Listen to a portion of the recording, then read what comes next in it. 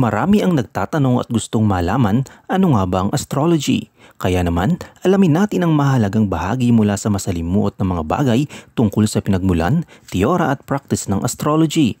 Ang astrology ay isang pamamaraan ng paghula ng mga kaganapan sa mundo batay sa paniniwala na ang mga celestial bodies tulad ng mga planeta at bituin ay maaaring magpahiwatig o magdulot ng pagbabago sa ating mundo. Ang ideyang ito ay unang nabuo sa Hellenistic philosophy na iba sa mas simpleng konsepto ng omens ng sinaunang Mesopotamia.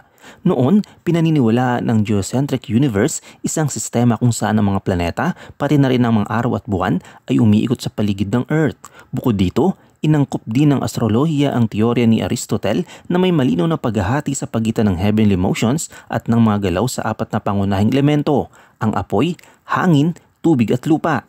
Paano nga ba naapektuhan ng tao ng celestial movements? Naniniwala ang mga sinaunang astrologists na may special na ugnayan ng mga celestial bodies sa mga proseso ng mundo. Ang mga ideyang ito ay naging batayan ng iba't ibang interpretasyon.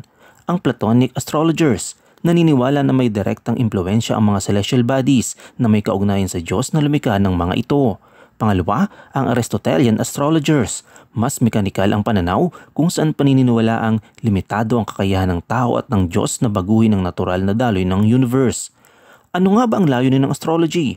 Noong una, ginamit ang astrology para hulaan ang mga mahalagang aspeto ng buhay ng isang individual. Tinawag itong gentiliology o casting nativities. Dito nabuo ang iba't ibang sangay ng astrology tulad ng general astrology, tumutukoy sa koneksyon ng celestial events sa malawak na aspeto tulad ng mga bansa o lipunan. Pangalawa, ang Cathartic astrology, tumutulong sa pagpili ng tamang oras para simulan ng isang aktibidad.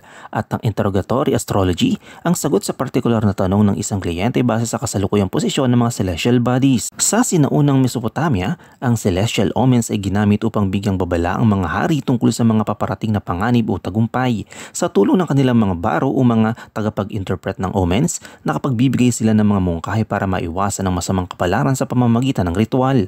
Ang ganitong uri ng prediksyon ay kalaunay napunta sa ibang bahagi ng mundo, kabilang ang Egypt, Greece at India. Ang kanilang impluensya ay makikita sa iba't ibang aklat na nagtuturo ng celestial interpretations tulad ng Tetrabiblios ni Ptolemy. Habang ang astronomy ay agham ng pag-aaral sa mga celestial bodies, ang astrology ay tumutukoy sa relasyon ng mga ito sa mga tao. Ginamit ang mga zodiac signs, planetary positions at celestial arcs upang ipaliwanag ang mga aspeto ng personalidad ng tao at hulaan ng hinaharap. Bagamat may kontrobersiya sa pagiging agham ng astrology, ginagamit pa rin ito ngayon bilang gabay. Sa iba't ibang bahagi ng mundo tulad ng India at Mesopotamia, nakapaloob pa rin sa kultura ang pagsasangguni sa mga celestial patterns para sa mahalagang desisyon.